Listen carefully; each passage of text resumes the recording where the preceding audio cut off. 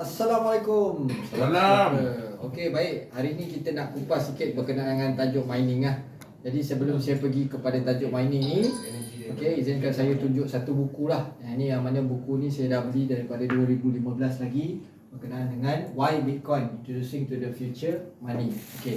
So sebenarnya untuk kita faham dulu tentang semua koin-koin yang lain, asasnya adalah Bitcoin ataupun kita panggil sebagai mother of all coin. Jadi kita dah tahu Bitcoin ni adalah digital asset macam mana saya terangkan video yang pertama tadi. So Bitcoin ni sebenarnya similar dengan gold. So bila kita sebut Bitcoin digital asset, kita sebut gold physical asset. Okay. So yang mana dalam gold lagi kita kena mining dulu untuk dapatkan dia. Jadi Bitcoin ini tuan-tuan, puan-puan, dia diperkenalkan daripada tahun 2009. Siapa yang memperkenalkan dia ataupun white paper dia ditulis oleh Satoshi Nakamoto. Dia tak ada developer. So Satoshi inilah mungkin dia part of the team, dia satu entiti pertubuhan syarikat, kita tak tahu, mungkin dia terbina daripada beberapa kerajaan di belakangnya, kita tak tahulah finance ke apa kan. Tapi itulah nama dia, Satoshi Nakamoto. Anggap sahaja dia adalah nickname seperti programmer menggunakan nama Joshua kan. Ada programmer dia suka pakai Joshua. Jadi ini adalah contoh mining machine. Dalam Bitcoin ni dia mining dia menggunakan machine. Mining dia menggunakan machine. Jadi sebelum saya pergi lanjut, saya akan playkan satu video oleh CNN coverage berkenaan dengan mining Bitcoin dalam skala industri, skala yang lebih besar.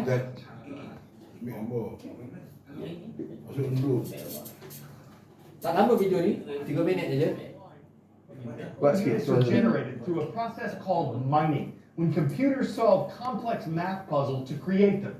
Given their value and the increasing number of computers trying to solve those puzzles, this takes a tremendous amount of computing power and electricity. And one place that just may be perfect for a Bitcoin mining computer warehouse is an island nation between Norway and Greenland.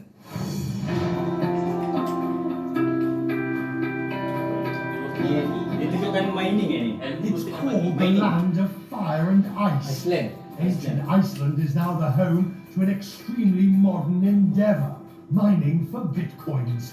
At this Bitcoin farm near Reykjavik, noisy computers run 24/7, hoping to solve the mathematical puzzles that create the virtual money. Inilah Those who blockchain. succeed are rewarded Mining. with bitcoins. What is all of this? So all of these are our mining rigs, we call them. We have standard hardware, but optimized in the design for Bitcoin mining.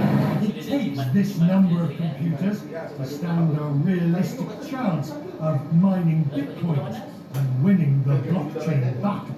Since January, Bitcoin's value soared some 450%. So with returns like these, you can put up with a bit of noise. Why is it so noisy? Well, it's the fans on the top. These fans are strong fans. They take out a lot of air. There is one overriding reason why these Bitcoin mines are here in Iceland. Plentiful, cheap electricity. The country abounds with geothermal energy. The whole setup in Iceland is perfect for cooling all these machines. Ordinary air from outside is just drawn in, wafted through the computers, and then heated up and sucked back outside. Some call Bitcoin the biggest financial bubble the world has ever seen. Those who run this Bitcoin farm see it more a part of a thrilling future. There's several rival cryptocurrencies coming up, which are competing for market share in the space, and many of them offer similar features. But I think Bitcoin has most of the benefits that all the cryptocurrencies have, and it's going to be the largest player for a long time to come. Iceland is a volatile, unforgiving landscape, perhaps perfect for Bitcoins. It makes this country a fitting location to mine digital gold. Digital gold. Okey, itu berkenaan dengan mining di Iceland, itu dalam bentuk skala besar. Jadi ada banyak mesin-mesin mining yang ada di dunia. Salah satu contohnya yang kita sebut sebagai brand Antminer lah. Antminer ni lebih kepada skala kecil dengan teknologi yang popular pada waktu itu adalah S5. So X5 ni adalah teknologi dia. Mungkin ada sekarang dah S9, S10, kita tak tahulah. Macam Pentium 2, Pentium 3, Pentium 4. Itu dah adalah teknologi dia lah. So ini dalam bentuk skala kecil yang kita boleh gabungkan dengan software di komputer kita di rumah. Jadi mesin ini adalah mesin penjawab soalan.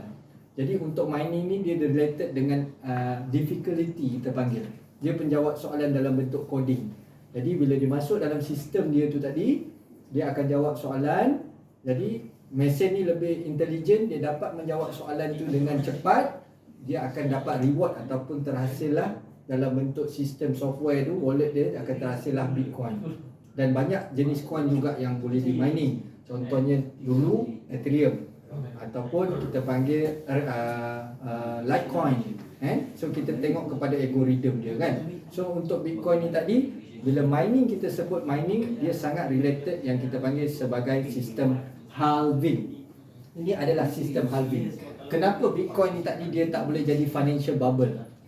Maksudnya bila coin tu terlalu banyak, supply dia terlalu banyak, bila demand atau permintaan dia jadi sikit, menyebabkan kita panggil bubble lah. Harga dia boleh menjunam. Tapi kenapa Bitcoin dia tak boleh bubble? Sebab sistem halving ni. Halving ni datang perkataan daripada half ataupun penseparuhan. So kita tengok di awal, waktu diperkenalkan oleh Satoshi Nakamoto pada tahun 2009, ini adalah total supply Bitcoin pada tahun 2009. Bitcoin akan terhasil sebanyak 21 juta unit sahaja di dunia. So kita boleh tengok dekat sebelah bawah kiri tu, dia takkan ada lebih cetakan, dia hanya ada 21 juta. Tapi soalan dia, macam mana dia diproduce, macam mana pengeluaran ini, kan? So dia takkan terhasil 21 juta terus lempar kepada market. Tak, dia akan keluar dalam bentuk staggered. Kita tengok 2009, waktu dia perkenalkan 2009, semua miner-miner yang macam tadi Iceland tu semua tadi tu, semua akan berkongsi dalam satu cake kita panggil. Block accumulation Bitcoin. Maksudnya pengeluaran dia dalam tempoh per blok. Satu blok akan terhasil sebanyak 50 Bitcoin. Satu blok Jadi satu blok berapa minit? 10 minit. Kalau kita pakai call, contohnya Selcom call kan, kita nampak kiraan charge dia per blok kan. Blok tu maksudnya setiap 10 minit dia akan charge. So ini blok yang sama tapi dalam bentuk pengeluaran Bitcoin adalah sebanyak 50 Bitcoin. Jadi orang yang ada miner yang besar, dia akan dapat portion yang lebih lah. Faham Jadi halving ini telah dibuat, telah set up siap dalam tempoh setiap 4 tahun. Daripada 2009 keluar pada tahun, halving yang pertama berlaku pada 2012. Cuma 4 tahun yang pertama, 2009, 2010, 9, 10, 11, 12 kan. So 4 tahun akan terkeluarlah sebanyak 10.5 juta Bitcoin. Jadi kita faham tadi total supply berapa? 21 juta. 21 juta tolak 10.5 juta. Maksudnya separuh Bitcoin telah terkeluar pada 4 tahun yang pertama sebenarnya. Jadi ketika halving berlaku pada tahun 2012, pengeluaran dia telah jadi separuh. Berapa pengeluaran dia? Daripada 50 Bitcoin setiap 10 minit per blok, sekarang dia dah jadi 25. Bila 25 pengeluaran dia, difficulty dia makin tinggi. Jadi pengeluaran dia makin kecil. Faham tak? Jadi pengeluaran 4 tahun yang keduanya sebanyak 5.25 juta. Jadi dalam tempoh 8 tahun, Bitcoin yang ada di pasaran dah jadi 15.75 juta. 15.75 juta. Jadi pengeluaran yang ketiga berlaku pada tahun 2016. Nampak kat sini? 2016 kan? 2016 pengeluarannya daripada 25 sekarang dah jadi 12.5. So jadi lagi kurang daripada separuh. Nampak difficulty dia lebih kecil. Sebab itu kenapa miner-miner sekarang mencuri elektrik. Kenapa dia mencuri elektrik? Sebab tak dapat produce. Yes, Bitcoin yang produce tu dah jadi sikit. Bitcoin yang produce dah sikit, tak dapat menampung cost mining tu tadi. Kalau kita nampak CNN tadi dia mining kat mana? Negara sejuk. Negara sejuk. Jadi angin daripada luar tu salah satu penyumbang kepada kos electricity dia jadi murah. Faham So inilah, disebabkan inilah kita tengok, dan setiap kali berlaku mining ni dah confirm bang. Mining ni dah confirm akan berlaku. Setiap mining yang berlaku pada tahun 2016 selepas 18 bulan antara 12 bulan ke 18 bulan, iaitu tahun 2017 2018, dalam kategori sinilah harga Bitcoin dah naik kepada $20,000. Nampak tak? Jadi kenapa harga Bitcoin naik? Supply dia makin berkurangan. Hukum senang. Hari raya kita beli gula untuk buat kuih contohnya. Untuk berniaga bazar Ramadan, permintaan gula meningkat. Betul? Jadi bila supply penghilang stok gula, apa jadi? Gula dekat market jadi mahal. Bila gula kat market kurang, dia orang nak beli juga, dia kena bayar harga yang tinggi, harga yang mahal. Betul So sama juga dengan konsep Bitcoin dia tadi. Jadi disebabkan mining ni tadilah, confirm harga Bitcoin akan meningkat. Nampak? Jadi mining yang terkini iaitu tahun 2020. Ini yang kita rasakan sekarang. Kenapa Bitcoin naik sampai 67,000 ni? Sebabkan mining yang berlaku tahun lepas. Jadi mining yang berlaku nanti tahun 2024, janganlah kita lepaskan peluang tu lagi. Faham? Sebab setiap kali mining ni berlaku, harga akan jatuh dulu, kemudian dia akan naik. Jadi Bitcoin yang dah terhasil dan terkeluar dekat dalam skrin saya ni, Bitcoin yang dah terhasil, yang dah keluar dalam ni, ini dah ada hak milik, dah ada ownership. Diorang simpan ke, diorang jual ke, maksudnya dah ada ownership. Kalau Bitcoin yang belum di mining tu belum ada owner, itu free. Bitcoin yang dapat pada kita, betul? Cost dia adalah cost electricity saja. Jadi disebabkan inilah bila pembeli ataupun holder tu pegang, dia hold, Bitcoin dekat market jadi kurang, harga dia akan meningkat. Boleh faham Dan jadi kalau kita perasan dekat sini, total supply dia 50, 25, 12.5, 65, makin lama makin mengecil, dan terakhir mining akan berlaku pada tahun berapa?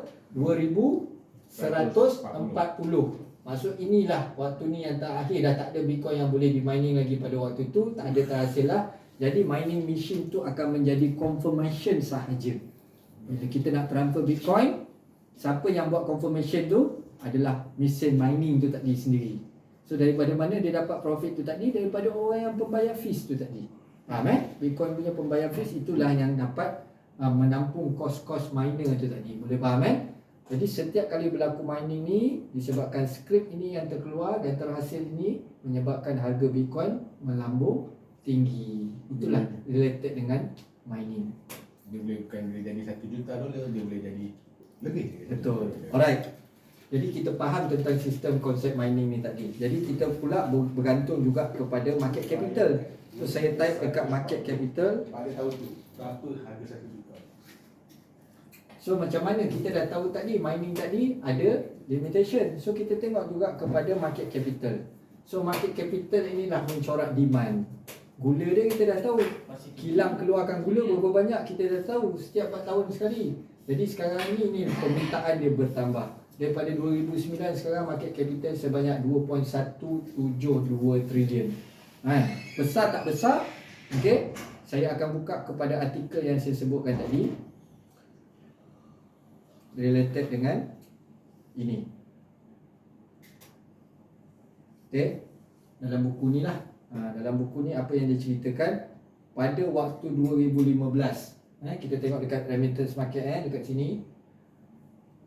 Pada tahun 2015, market capital untuk pengguna electronic payment pada waktu itu sebanyak 2 trilion US dollar. Untuk e-commerce market sebanyak 1 trilion dolar, untuk remittance market, money changes sebanyak 514 bilion, hedge fund, trading fund sebanyak 2.3 trilion, gold market itu pada 7 trilion, cash market 4.5 trilion, untuk offshore depositors, duit yang disimpan di pesisiran sebanyak 16.7 trilion. Baik, kita baca dekat artikel ni sikit. From inception of Bitcoin since 2009 until 2011, the market capital grow hanya 1.5 juta sahaja pada waktu tu.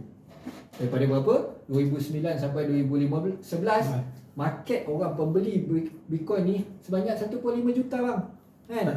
Nizam pun dah boleh cover dah, income Nizam Tapi start from there, rocket to 145 million. Januari 2013 reach kepada 4 billion. Nampak tak?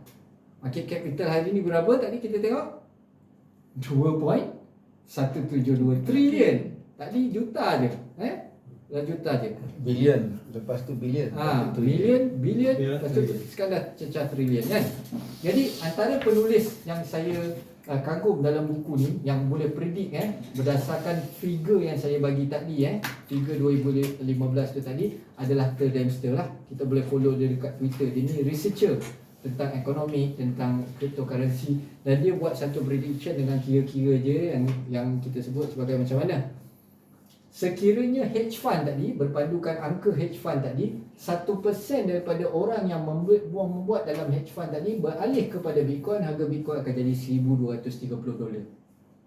Sekiranya gold holder tadi dia dah tunjukkan gold holder berapa trilion, ambil 1% je bertukar kepada Bitcoin, orang dah tak menyimpan gold lagi, hanya 1% saja simpan pada Bitcoin, dia akan jadi $3,500. Faham Dan sekiranya e-commerce currency, global e-commerce ni bertukar kepada Bitcoin, dia akan jadi 11,500. Apa yang Ter Dempster predict pada tahun 2015 ni tuan-tuan, puan-puan, sekarang telah terjadi.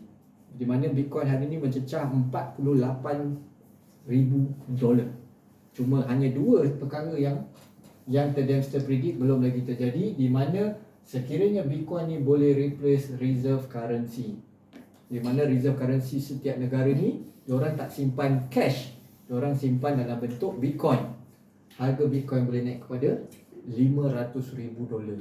Ataupun yang tertinggi, kalau orang pemegang duit-duit di pesisiran ni, offshore depositors ni tadi, dah tak perlu nak simpan kos-kos banking di pesisiran, diorang hanya simpan dalam ledger. Yang kita belajar pasal wallet di awal tadi, satu Bitcoin boleh bercecah kepada $800,000. Bayangkan tuan-tuan, waktu saya beli Bitcoin $200, sekarang kita ada $800,000. Jadi masih terlambat tak hari ni kita beli Bitcoin $48,000? Belum. Tak, terlambat Tu lagi. reserve currency tu maksudnya simpanan reserve bank ke fiat money? Macam-macam. Kalau macam ikut reserve currency ni biasanya daripada country punya reserve. Contoh macam Malaysia berlaku apa-apa peperangan kan, berapa lama negara kita boleh survive tanpa jana ekonomi yang bagus. Contoh macam COVID itu. Berapa simpanan kita untuk bagi moratorium, untuk bagi ini kepada rakyat kan. So dalam bentuk simpanan itulah. Biasanya kalau macam tu, kalau sekarang negara ni masuk reserve currency ni, dia sandar pada gold lah yang simpanan reserve negara. Cumanya dalam kita punya sistem ekonomi sekarang, gold dah tak diguna pakai sebab kita dah diikat pada dolar. Dolar yang ikat pada gold. Dolar pula dia bukan 100% pada gold. Dia panggil dalam ekonomi keluaran dalam negara kasar kan. Ekonomi negara kasar itu. Tapi ini dalam arti kata lain, diorang simpan coin tu tadi dalam bentuk Bitcoin. Diorang simpan reserve currency dalam bentuk Currency tukar kepada Bitcoin lah. Bitcoin. Maksudnya dia jual macam fiat money, dia beli Bitcoin, simpan. Convert lah. Convert. Sebab simpanan dia lebih transparent, lebih telus, satu. Kedua, tak boleh berlaku penyelewengan yang terhadap simpanan dia kan. So mungkin satu negara nanti dia akan simpan 10,000 Bitcoin. Contoh, itu yang berlaku kepada El Salvador kan. Negara El Salvador, dia buat sistem nak pergi kat pasar pun secara runcit pun dia boleh menggunakan cryptocurrency ataupun Bitcoin. Presiden Nayib Bukele, itu yang dia buat. Dan dia mengiktiraf Bitcoin ni sebagai cryptocurrency, sebagai currency, bukan lagi sebagai digital asset saja kan. Dan tapi tetap masih kiraan dia dalam bentuk dolar lah. Jadi mungkin negara-negara lain seperti Portugal, ke depan Jerman, siapa tahu kan, akan memulakan simpanan ataupun transaksi dalam bentuk cryptocurrency. Dan kita dengar dekat saham-saham di Wall Street pun dah nak memulakan pembelian saham menggunakan cryptocurrency. Dan ini yang kita panggil ekosistem tu tadi. So lebih banyak penggunaan terhadap mata wang digital ni tadi ataupun digital asset ni tadi, lebih demand dia lebih tinggi. Baik. Boleh? Boleh. Itulah related tentang mining tu tadi. Faham Alright. Itu saja perkongsian daripada saya tuan-tuan. Ada kalau itu yang kalau orang sebut cloud mining tu dah. Kalau cloud mining itu tergantung kepada teknologi dia jugalah. Untuk cloud mining tu nanti kita kupas lah. Dia tak ada dalam Oh, tidak ada dalam ni. Oh, padu. Waduh. Terima kasih. Assalamualaikum warahmatullahi wabarakatuh. Terima kasih. Terima kasih. Ilmu